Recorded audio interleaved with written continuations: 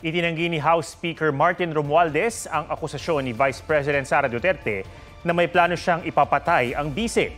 Sa pagdalo naman ni Duterte sa pagdinig sa Kamara, kinwestiyon niya ang pagpapalawig sa contempt order sa kanyang Chief of Staff. May report si Jonathan Andal. How can you ask a resource person without giving him copies? Mr. Chair, point of order.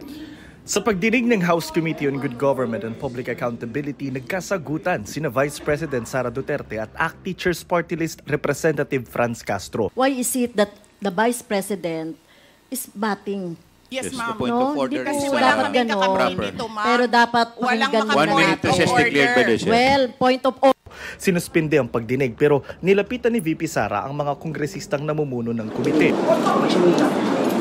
Kinwestiyon ng VP ang paggisa ni Antipolo Representative Romeo Acop kay DepEd Special Disbursement Officer Edward Fajarda nang hindi siya binibigyan ng kopya ng dokumento na tinatanong.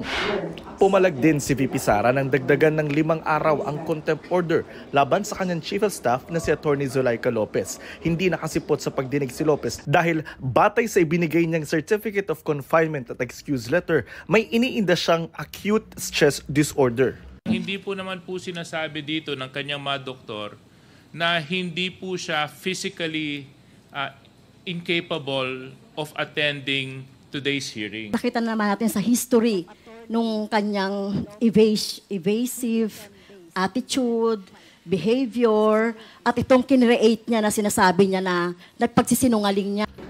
Pag-alma ni VP Sara, bakit parurusahan si Lopez sa pagpapabitiw nito sa 4 na DepEd officials gayong ang Pangulo ang tumatanggap ng resignation ng mga Assistant Secretary at Undersecretary bilang ito rin ang appointing authority? Tinanong kita kanina, sino ang appointing authority? USEC ng ASEC. Anong sagot mo? Secretary. Hindi mo alam. Hindi pa po ako nagsumasagot. Hindi mo. Nakita kita, sumagot. Camera. Kita sumagot. Sinabi mo, Secretary. Motion to Hindi suspend mo alam for lahat 1 na minute ang reset. nag-a-appoint ay 1 minute President. suspension is declared by the chair. You need to reconsider that extension of your detention. It was illegal in the first place. You asked the President why he accepted the resignation. Do not ask due process. I will go to court. Opo, pero Oo, that is pero your... araw-araw, you are depriving a person of her liberty while I await. Humarap din sa Kamara ang Special Disbursing Officer ng Office of the Vice President na si Gina Acosta. Si Acosta ang itinuturong pumirma sa disbursement voucher at kumuha ng cheque para sa 125 million pesos noong December 2022. Pero habang ginigisa sa Kamara, nanghina siya at isinugod sa Veterans Memorial Medical Center. Ayon kay VP Sara, 150/100 ang presyon ni Acosta. Ginisa rin ng Kamara ang DepEd Special Disbursement Officer na si Edward Fajarda. 3 beses umano siyang nag-withdraw ng tig 37.5 million pesos noong February 2023. Sa kabuuan, umabot yan sa 112 million pesos na confidential fund. Sabi ni Fajarda, ang security officer na si Colonel Dennis Nolasco ang nagbibigay ng pera sa mga tumatanggap ng confidential funds. Ang instruction ng galing po kay... This is the reason why we don't want to discuss confidential funds, and yan kaya may batas na bawal pag-usapan ng confidential fund. We will wait for Colonel Nolasco.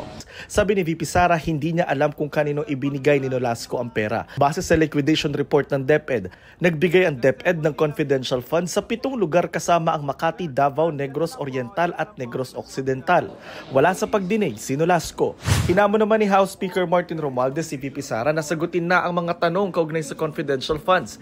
The issues surrounding confidential and intelligence funds, the questionable disbursements, and the lack of transparency demand answers.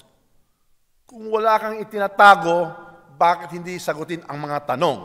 Itinanggi rin niya ang akusasyon ni VP Sara na may plano siyang ipapatay ito. Dapat din daw panagutin si VP Sara sa pag-amin niyang may kinontrata ang bise na papatay kay Romualdez, Pangulong Marcos at First Lady Liza Araneta Marcos kung may magpapapatay kay VP Sara. Hindi na to biro.